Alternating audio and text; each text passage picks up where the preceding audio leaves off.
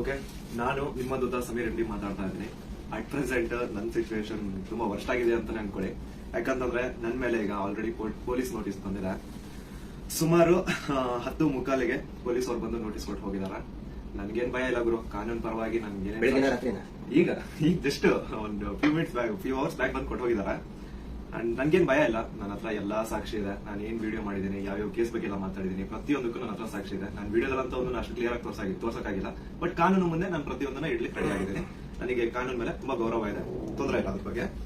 And ತೊಂದರೆ ಎಲ್ಲ ಆಗ್ತಿದೆ ಅಂತಂದ್ರೆ, ಈಗ ನಾನು ಬೀಯಿಂಗ್ ಎ ಮುಸ್ಲಿಂ ಗಾಯ್ ಈ ಒಂದು ವಿಷಯದ ಬಗ್ಗೆ ಮಾತಾಡಿದ್ರೆ ತಪ್ಪಾಗ್ಬಿಟ್ಟಿದೆ ಅನ್ನೋ ರೀತಿ ಆ ತರ ಪೋರ್ಟ್ರೇಟ್ ಮಾಡ್ತಿದ್ದಾರೆ. ನೀನು ಹಿಂದೂ ದೇವಸ್ಥಾನ ಅವಮಾನ ಮಾಡ್ಬಿಟ್ಟೆ, ನೀನ್ ಹಿಂದೂ ಹುಡುಗಿ ಬಗ್ಗೆ ನಿಂಗೆ ಆಗ್ಬೇಕು, ನಿಮ್ ಸಮಾಜದ ನೀನ್ ನೋಡ್ಕೋ ಗುರು. ಹಿಂದೂ ಮುಸ್ಲಿಂ ಅನ್ನೋದು ಬಿಡು, ಈಗ ನ್ಯಾಯದ ಬಗ್ಗೆ ಮಾತಾಡೋಣ. ಹಿಂದೂ ಹುಡುಗಿ ಆಗಿದ್ರೇನು ಮುಸ್ಲಿಂ ಹುಡುಗಿ ಆಗಿದ್ರೇನು ಅನ್ಯಾಯ ಆಗಿದೆ ತಾನೆ. ಅನ್ಯಾಯದ ವಿರುದ್ಧ ಧ್ವನಿ ಅಂತದೆ ಧರ್ಮ.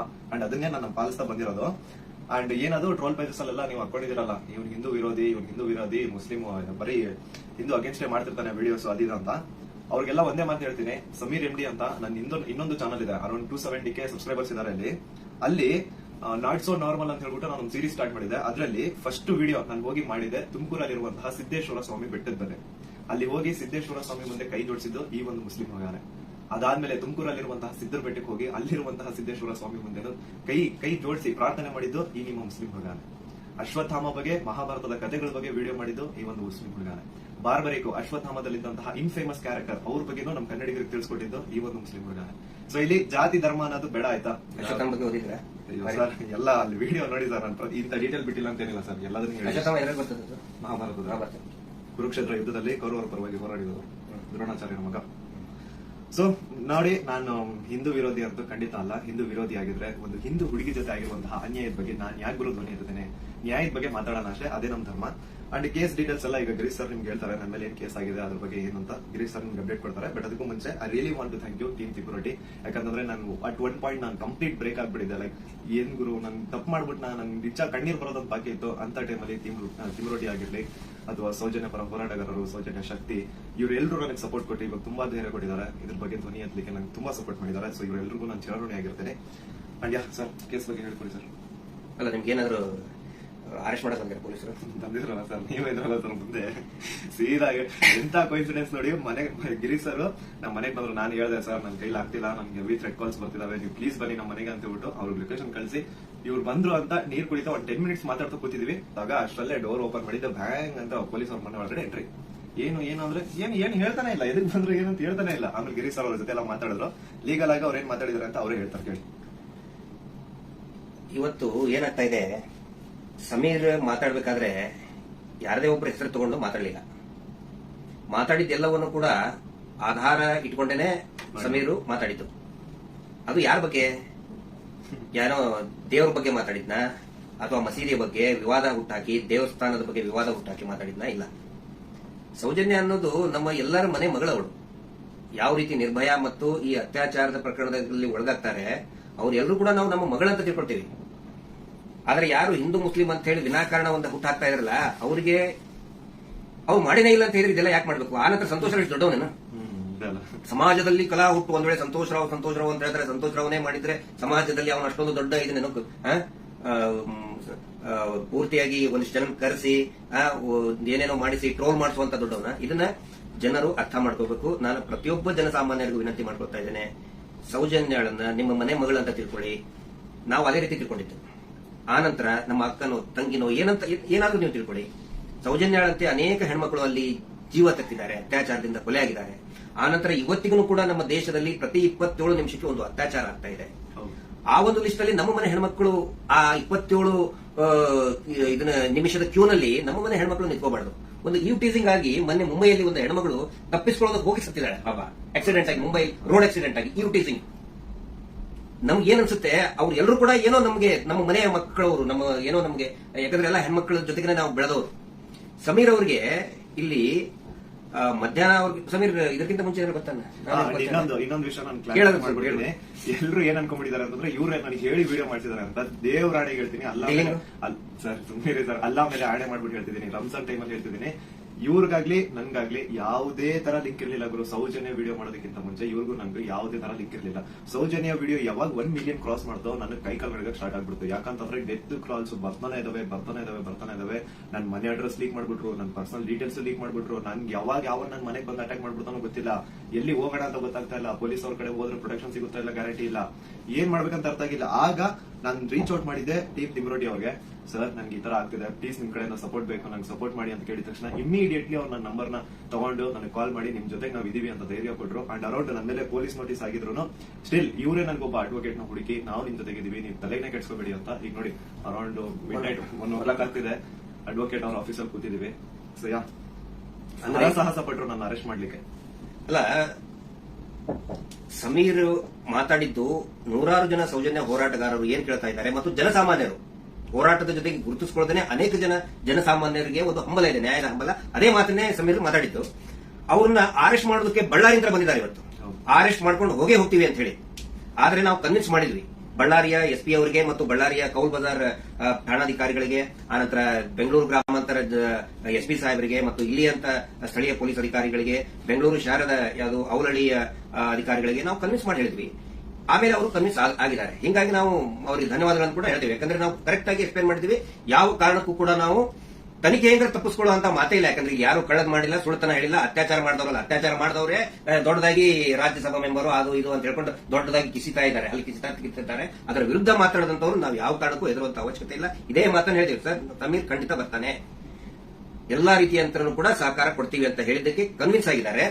ನಮ್ಮ ಉದ್ದೇಶ ಏನಂದ್ರೆ ಇದರಿಂದ ಇವರು ಮಾಡ್ತಾ ಇದಾರಲ್ಲ, ಏನೋ ಹಿಂದೂ ಮುಸ್ಲಿಂ ಅಂತ ಮಾಡ್ತಾ ಇದಾರಲ್ಲ, ಈ ನಮ್ಮ ರಾಜ್ಯದಲ್ಲಿ ಕಲಹ ಆಗಬಾರ್ದು. ಅತ್ಯಾಚಾರ ಪ್ರಕರಣದ ಹೋರಾಟ, ಸೌಜನ್ಯ ಹೋರಾಟ, ಎಲ್ಲಾ ಧರ್ಮಗಳನ್ನು ನಾವು ಸೇರಿಸ್ತಾ ಇದೀವಿ, ಎಲ್ಲಾ ಜಾತಿ ಪಂಥಗಳನ್ನ ಮತಗಳನ್ನ ಸೇರಿಸುವಂತ ಕೆಲಸ ನಾವು ಮಾಡ್ತಾ ಇದೀವಿ. ಆದ್ರೆ ಇವರು ಡಿವೈಡ್ ಮಾಡ್ತಾ ಇದ್ದಾರೆ. ಯಾಕಂತ ಹೇಳಿದ್ರೆ ನೋಡಿ, ಸಮೀರ್ಗೆ ಹೆಸರನ್ನೇ ಹೇಳಿಲ್ಲ. ಹಾಗಿದ್ರೆ ಎಷ್ಟೋ ಜನಕ್ಕೆ ಸಮೀರ್ ಡೌಟ್ ಇತ್ತು, ಯಾರು ಮಾಡಿದ್ದಾರೆ, ಇವ್ರು ಹೌದೋ ಅಲ್ಲೋ. ಈ ಧರ್ಮೋದ್ಯಮಿಗಳು ಕುಟುಂಬ, ದೊಡ್ಡ ಪ್ರಭಾವಿಗಳ ಕುಟುಂಬ, ಅವ್ರ ಬಗ್ಗೆ ಗೌರವ ಇತ್ತು. ಇವತ್ತು ಯಾವಾಗ ನಿಮ್ಮ ವಿರುದ್ಧ ಇಡೀ ಪೂರ್ತಿಯಾಗಿ ಇವರು ಕೆಟ್ಟದಾಗಿ ಕೆಲವು ಜನ ಟ್ರೋಲ್ ಮಾಡಕ್ ಸ್ಟಾರ್ಟ್ ಮಾಡಿದ್ರು, ಎಲ್ಲರಿಗೂ ಕನ್ಫರ್ಮ್ ಆಯ್ತು ಇವರೇ ಮಾಡಿದ್ದು, ನಾವೇ ಮಾಡಿದೀವಿ ಅಂತ ಅವರೇ ಬಟ್ಟೆ ಬಿಚ್ಕೊಳ್ತಾ ಇದ್ದಾರೆ. ನಾವು ಸೌಜನ್ಯ ಬೆತ್ತಲೆ ಮಾಡ್ತಾಳೆ ಅಂತ ಹೇಳಿದ್ರೆ ಇವರೇ ಬೆತ್ತಲೆಯಾಗಿ ಹೋಗ್ತಾ ಇದ್ದಾರೆ. ಇದು ಜನರ ಗಮನದಲ್ಲಿರಲಿ. ನಾನು ಒಂದೇ ಒಂದು ವಿನಂತಿ ಮಾಡ್ಕೊಳ್ತಾ ಇದ್ದೀನಿ, ದಯವಿಟ್ಟು ಯಾರು ಕೂಡ ಏನೋ ಆಗ್ಬಿಡ್ತದೆ ಇವರಿಗೆ ಅಂತ ಹೇಳ್ಕೊಂಡು ಆತಂಕಕ್ಕೊಳಗಾಗಿ ಹಿಂದೂ ಮುಸ್ಲಿಂ ಅಂತ ಡಿವೈಡ್ ಆಗಬೇಡಿ. ಆನಂತರ ಗಲಭೆ ಸೃಷ್ಟಿಯಾಗೋದು, ಇದರಿಂದ ಶಾಂತಿ ಹಾಳಾಗೋದು ಖಂಡಿತ ಬೇಡ. ದಯವಿಟ್ಟು ಈ ರಾಜ್ಯದ ಒಂದು ಶಾಂತಿಯನ್ನ ಕಾಪಾಡಿ. ಎಲ್ಲಾ ಧರ್ಮದಲ್ಲಿಯೂ, ಯಾವ ಧರ್ಮದಲ್ಲಿಯೂ ಹೇಳಿಲ್ರಿ ಅತ್ಯಾಚಾರ ಮಾಡೋದನ್ನು ಬೆಂಬಲಿಸಿ ಅಂತ, ಯಾವ ಧರ್ಮದಲ್ಲಿಯೂ ಹೇಳಿಲ್ಲ, ಯಾವ ದೇವರು ಕೂಡ ಹೇಳಿಲ್ಲ. ಆನಂತರ ಇವರು ದೇವಸ್ಥಾನದ ಬಗ್ಗೆ ಮಾತಾಡಿದ್ದು, ದಟ್ ಇಸ್ ದ ಫ್ಯಾಕ್ಟ್. ಅದು ದೇವಸ್ಥಾನದ್ದು ಜೈನ್ ಟೆಂಪಲ್ ಬಗ್ಗೆ ಅಂತ ಏನ್ ಹೇಳ್ತಾರಲ್ಲ, ದಟ್ ಇಸ್ ದ ಫ್ಯಾಕ್ಟ್. ಅದನ್ನ ಸಮೀರ್ ಹೇಳ್ತಾ ಇಲ್ಲ, ಅಥವಾ ನಾವು ಹೇಳ್ತಾ ಇಲ್ಲ, ಮಹೇಶ್ ಶೆಟ್ಟಿ ತಿಮ್ಮರುಡಿ ಅವರು ಬರ್ಕೊಟ್ಟಿದ್ದು ಹೇಳ್ತಾ ಇಲ್ಲ. ಸುಪ್ರೀಂ ಕೋರ್ಟ್ ನಲ್ಲಿ ಇದೇ ಕುಟುಂಬದವರು, ಇದೇ ವೀರೇಂದ್ರ ಜೈನ್ ಕುಟುಂಬದವರು ಸುಪ್ರೀಂ ಕೋರ್ಟ್ ನಲ್ಲಿ ಬರೆದು ಕೊಟ್ಟಿದ್ದಾರೆ, ಅಫಿಡವಿಟ್ ಮೂಲಕ ಬರೆದು ಕೊಟ್ಟಿದ್ದಾರೆ, ಅದು ಹಿಂದೂ ದೇವಸ್ಥಾನ ಅಲ್ಲ ಅಂತ. ಅದಕ್ಕೂ ಕೂಡ ಯಾರು ಇದನ್ನಲ್ಲ. ಆದ್ರೆ ಇವರು ಯಾವಾಗ ಅತ್ಯಾಚಾರ ಪ್ರಕರಣಗಳನ್ನ ನಾವು ಪ್ರಶ್ನೆ ಮಾಡಕ್ ಪ್ರಾರಂಭ ಮಾಡಿದೀವಿ, ಅವಾಗ ಹಿಂದೂ ದೇವಸ್ಥಾನಕ್ಕೆ ಅಪಮಾನ ಮಾಡ್ತಾ ಇದಾರಲ್ಲ, ಅದು ನಮ್ಗೆ ಬೇಜಾರಾಗೋದು, ಅದು ನಮಗೆ ಬೇಜಾರಾಗ್ತಾ ಇದೆ. ಆ ಒಂದು ಮಂಜುನಾಥ ಸ್ವಾಮಿಯ ದೇವಸ್ಥಾನವನ್ನೇ ಪೂರ್ತಿ ಇದು ದೇವಸ್ಥಾನನೇ ಅಲ್ಲ ಅಂತ ಸುಪ್ರೀಂ ಕೋರ್ಟ್ ನಲ್ಲಿ ಬರೆದಿದ್ದಾರೆ. ಅದಕ್ಕೆ ಸಮೀರ್ ನೀವು ತಲೆ ಕೆಡಿಸ್ಕೋಬೇಡಿ. ಏನೇನು ನೀವು ಮಾತಾಡಿದಿರಿ ಪ್ರತಿಯೊಂದಕ್ಕೂ ಕೂಡ ದಾಖಲೆ ಇದೆ. ಯಾವುದು ಕೂಡ ಊಹಾಪೋಹ ಮಾಡ್ಕೊಂಡಂತದ್ದಲ್ಲ. ನನಗೂ ಕೂಡ ಸಮೀರ್ ಯಾವ ರೀತಿ ನನ್ನ ಮಹೇಶ್ ಶೆಟ್ಟಿ ತಿಮ್ಮರುಡಿ ಅವರಿಗೆ ಸೌಜನ್ಯ ಪರಿಚಯ ಮಾಡಿದ್ಲು, ಯಾವ ರೀತಿ ಸೌಜನ್ಯ ಕುಟುಂಬಕ್ಕೆ ಪರಿಚಯ ಮಾಡಿದ್ಲು, ಈ ಒಂದು ಹೋರಾಟ ನಮ್ಮೆಲ್ಲರನ್ನು ಕೂಡ ಒಗ್ಗೂಡಿಸ್ತಾ ಇದೆ. ಎಲ್ಲಾ ಧರ್ಮಗಳನ್ನು ಕೂಡ ಒಂದು ಮಾಡ್ತಾ ಇದೆ, ಎಲ್ಲಾ ಧರ್ಮದ ಜನಸಾಮಾನ್ಯರನ್ನ ಒಂದು ಮಾಡ್ತಾ ಇದೆ. ಬಹಳ ಖುಷಿಯಾಗಿದ್ದು ನನಗೆ. ಇಡೀ ರಾಜ್ಯದ ಜನ ಬಹುಶಃ ಈ ಒಂದು ಏನಂತಾರೆ ಅದಕ್ಕೆ ಸುನಾಮಿ ರೀತಿ ಒಳಗಡೆ. And especially very thanks to all troll pages. ನಮ್ಮನ್ನ ಕೆಟ್ಟದಾಗ ಟ್ರೋಲ್ ಮಾಡೋರು ಒಂದು 5% ಇರ್ಬೋದು ಅಷ್ಟೇ, ಆದ್ರೆ 95% ಎಲ್ಲಾ ಇನ್ಸ್ಟಾಗ್ರಾಮ್ ಅಲ್ಲಿ ಇರುವಂತಹ ಟ್ರೋಲ್ ಪೇಜಸ್ ನಮ್ಮ ಸಪೋರ್ಟ್ ಇದ್ದಾರೆ. ಅವರಿಂದನೇ ಈ ಒಂದು ಕೇಸ್ ಇಷ್ಟೊಂದು ಜನರ ಮುಂದೆ ಬರ್ತಾ ಇರೋದು. So hats off to you ಎಲ್ಲಾ ಟ್ರೋಲ್ ಪೇಜಸ್ ಅವ್ರಿಗೂ ನನ್ನ ಕಡೆಯಿಂದ ಒಂದು ದೊಡ್ಡ ನಮಸ್ಕಾರ ಅನ್ಕೊಂಬಿಡಿ. ನಿಮ್ಮಿಂದಾನೇ ಈ ಒಂದು ಕೇಸ್ಗೆ ಇಷ್ಟೊಂದು ಪಬ್ಲಿಕ್ ಅಟೆನ್ಷನ್ ಸಿಕ್ಕಿರೋದು. Thank you so much. And ಎಲ್ಲಾ ಕನ್ನಡ ಈ ಕಮ್ಯುನಿಟಿನ ಯೂಟ್ಯೂಬರ್ಸ್ ಯಾರೆಲ್ಲ ಇದ್ರ ಬಗ್ಗೆ ವಿಡಿಯೋಸ್ ಮಾಡಿದ್ರೆ, ಯಾರೆಲ್ಲ ನನ್ನ ಪರವಾಗಿ ವಿಡಿಯೋಸ್ ಮಾಡಿದ್ರೆ, ನಾನು ಎಲ್ಲರೂ ವಿಡಿಯೋಸ್ ನೋಡಿದ್ದೀನಿ, ತುಂಬಾ ಖುಷಿ ಆಯ್ತು. ಎಲ್ಲರೂ ಇದೇ ತರ ಸಪೋರ್ಟ್ ಮಾಡಿ ಅಂಡ್ ಎಲ್ಲರೂ ನಮ್ಮ ಜೊತೆಗಿರಿ. ಆಮೇಲೆ ಬೇರೆ ಬೇರೆ ದೇಶದಿಂದ ಸಪೋರ್ಟ್ ಆಸ್ಟ್ರೇಲಿಯಾದಿಂದ ಮಾಡಿದ್ದಾರೆ, ಇಸ್ರೇಲ್ ಇಂದ, ಬಹರೇನ್ ಇಂದ, ಕೆನಡಾದಿಂದ, ಸಿಂಗಾಪುರ್ ಇಂದ, ಎಲ್ಲಾ ಬೇರೆ ಬೇರೆ ದೇಶದಲ್ಲಿರುವಂತಹ ಕನ್ನಡಿಗರು ಇವತ್ತು ಏನೋ ಒಂದು ಶಕ್ತಿ ತುಂಬುವಂತ ಕೆಲಸ ಮಾಡ್ತಾ ಇದ್ದಾರೆ. ನಾವು ನಿಮ್ಮ ಜೊತೆಗಿದ್ದೇವೆ ಅಂತ ಹೇಳ್ತಾ ಇದ್ದಾರೆ. ಅಂದ್ರೆ ಅವ್ರೇನು ಬೇರೆ ಬೇರೆ ಕಂಟ್ರಿಯಿಂದ ನನಗೆ ಫಂಡ್ಸ್ ಕೊಡೋದು ಅಂತದಲ್ಲ ಸ್ವಾಮಿ. ಅವ್ರ ಮಾತಲ್ಲಿ ನನಗೆ ಧೈರ್ಯ ಕೊಟ್ಟಿರೋದು, ನಿಮ್ ಜೊತೆ ನಾವಿದ್ದೀವಿ, ನೀವು ಮಾತಾಡಿ ಅಂತ. ಡೀಲಿಂಗ್ ಅಂದ್ರೆ ಆಯ್ತಲ್ಲ ನಮ್ದು ಡೀಲಿಂಗ್ ಅಂತ ಅಲ್ಲ, ಅವರೇ ದುಡ್ಡು ಹಿಡ್ಕೊಂಡು ಅಡ್ಡಾಡ್ತಾ ಇದ್ದಾರೆ ನಮ್ಮಿಂದ. ಮಹೇಶ್ ಶೆಟ್ಟರ್ ಹಿಂದೆ 12 ವರ್ಷದಿಂದ ದುಡ್ಡು ಹಿಡ್ಕೊಂಡು ಅಡ್ಡಾಡ್ತಾ ಇದ್ದಾರೆ. ಕೇರ್ ಮಾಡ್ತಾ ಇಲ್ಲ. ನನ್ನ ಹಿಂದೆ 1.5 ವರ್ಷ ಆಯ್ತು, ಅದನ್ನ ಮಾಡ್ತೇವೆ ಇದನ್ನ ಮಾಡ್ತೇವೆ ಅಂತ ಹೇಳ್ಕೊಂಡು ಯಾರು ಕೇರ್ ಮಾಡಿಲ್ಲ. ದಯವಿಟ್ಟು ನೋಡಿ. ನನ್ನನ್ನ ಏನಾದ್ರು ಪೊಲೀಸ್ ಅವ್ರು ಅರೆಸ್ಟ್ ಮಾಡ್ಕೊಂಡು ಹೋಗಿದ್ರೆ ಲಾಯರಿಗೆ ಕೊಡೋ ಫೀಸ್ ಕೊಡೋಕ್ ದುಡ್ಡು ಸಹ ನಮ್ಮ ಹತ್ರ ಇಲ್ಲಪ್ಪ. ಯಾರೇ ಸೌಜನ್ಯ ಪರವಾಗಿ ಮಾತಾಡ್ತಾರೆ ಅವ್ರಿಗೆ ಏನೇ ಆದ್ರೂ ಕೂಡ ಅದು ನಮ್ಮ ಜವಾಬ್ದಾರಿ. ಮಹೇಶ್ ಶೆಟ್ಟಿ ತಿಮ್ಮನೋಡಿ ಅವರು ಇವತ್ತಿಗೂ ಬಹುಶಃ ಇನ್ನೋರು ಮಲಗಿರ್ಲಿಕ್ಕಿಲ್ಲ. ನಾವು ಮೊನ್ನೆ ಎಲ್ಲರನ್ನೂ ಮಲಗಿಸೇ ಮಲಗೋದವರು. ನಮ್ಮ ಜವಾಬ್ದಾರಿ. ಆನಂತರ ನಮ್ಮೆಲ್ಲರನ್ನು ಕೂಡ ಆ ದೇವಿ ಸೌಜನ್ಯ ಶಕ್ತಿ ಅನ್ನೋದು ಕಾಯ್ತಾ ಇದೆ. ಆ ಒಂದು ಆಲ್ ಮೈಟಿ ಒಂದು ದೇವರು ಏನಿದ್ದಾನೆ ನಮ್ಮೆಲ್ಲರನ್ನು ಕೂಡ ಕಾಯ್ತಾ ಇದ್ದಾನೆ. ಆ ದೇವರೇ ನಮ್ಮೆಲ್ಲರೂ ಕೂಡ ಒಂದ್ ಮಾಡ್ತಾ ಇದ್ದಾನೆ. ಇದು ಜನಸಾಮಾನ್ಯನ ಹೋರಾಟ. It is a fight of common man. ಯಾವಾಗ ನಾವು ಜನಸಾಮಾನ್ಯರು ಒಂದಾಗ್ತೀವಿ ರಿಸಲ್ಟ್ ಬಂದೇ ಬರ್ತದೆ. ಪ್ರತಿಯೊಬ್ಬರು ಹೇಳ್ತಾ ಇದ್ದಾರೆ ನನಗೆ, ಪ್ರತಿಯೊಬ್ಬರು ಸರ್ ರಿಸಲ್ಟ್ ಬಂದೇ ಬರ್ತದೆ, ಇದು ಅಂತ್ಯ ಆಗ್ತಾ ಇದೆ ಅಂತ ಹೇಳಿ ಪ್ರತಿಯೊಬ್ಬರು ಹೇಳ್ತಾ ಇದ್ದಾರೆ.